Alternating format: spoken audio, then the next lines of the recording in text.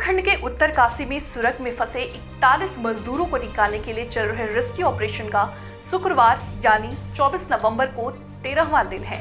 मुश्किल आ रही है, धैर्य की परीक्षा ली जा रही है, लेकिन देश अपने 41 मजदूरों को यही कह रहा है कि हिम्मत नहीं हारनी, हर अड़चन को हराकर जीत हासिल करनी है। मजदूर सुरंग के भीतर हैं, लेकिन बाहर पूरा हिंदुस्तान उनका इंतजार कर रहा।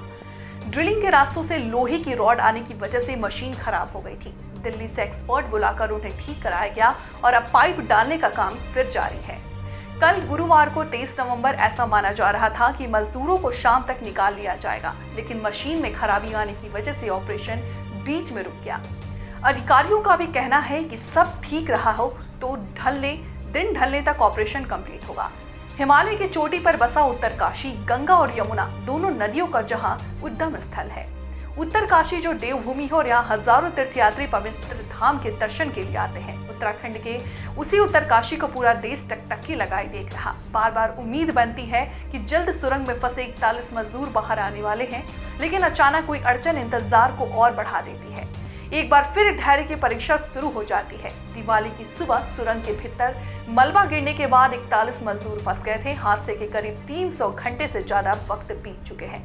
सुरंग के बाहर की तस्वीर बदल चुकी है। सीएम पुष्कर सिंह धामी बुधवार रात से सुरंग के बाहर मौजूद हैं और वहीं से अपने तमाम सरकारी कामकाज निपटा रहे हैं। मुख्यमंत्री पुष्कर सिंह धामी न सिर्फ सुरंग के भीतर गए, बल्कि उन्होंने सुरंग में फंसे मजदूरों से भी बात की।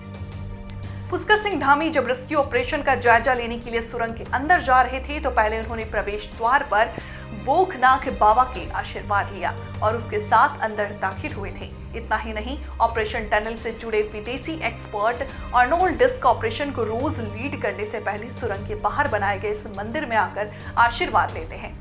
अर्नोल्ड डिक्स ऐसे कई रेस्क्यू ऑपरेशन को सफलता से अंजाम दे चुके हैं। सुरंग के बाहर बाबा बोखनाथ के मंदिर के पीछे भी एक कहानी है। दरअसल यहाँ के स्थानीय लोगों का मानना है कि सुरंग हादसा बाबा बोखनाथ की नाराजगी की वजह से हुआ है।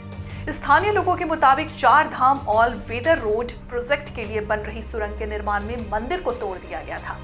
इसी के बाद यह हादसा हुआ। बोखनाथ देवता को इलाके का रक्षक माना जाता है।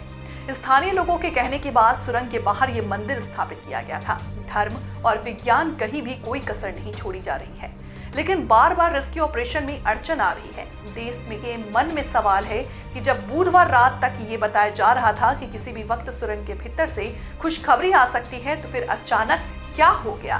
बुधवार रात को पूरे देश के मन में उल्लास था कि एनडीआरएफ के जवान सुरंग के अंदर जा रहे हैं, यानी मजदूर अब बाहर आएंगे, क्योंकि ये बताया गया था कि पाइप का काम पूरा होने पर पहले एनडीआरएफ के जवान अंदर जाएंगे और मजदूरों को बताएंगे कि बाहर आने का तरीका क्या है।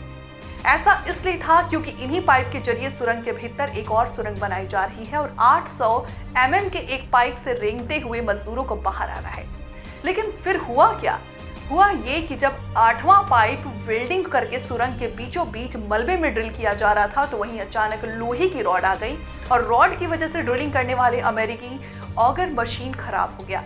ऑगर मशीन स्टील या लोहे को नहीं भेज सकती, बस बड़ी चट्टानों को भेज सकती है। कल्पना करना मुश्किल है कि सुरंग के भीतर जहां एक एक पल का इंतजार मुश्किल है, जहां 9 दिन बाद मजदूरों को खाना मिला था, जहां बिजली और पानी तो है लेकिन सूरज की रोशनी नहीं पहुंचती, तो मजदूर आखिर अपना वक्त कैसे काटते होंगे। टनल के 41 मजदूरों के साथ गब्बर सिंह नेगी भी मौजूद हैं। गब्बर सिंह नेगी के भाई ने बताया कि वो कीर्तन और एक्टिविटी करवा करके मजदूरों को व्यस्त रखते हैं ताकि सबका हौसला बना रहे। Bureau report, Dainik Bhaskar.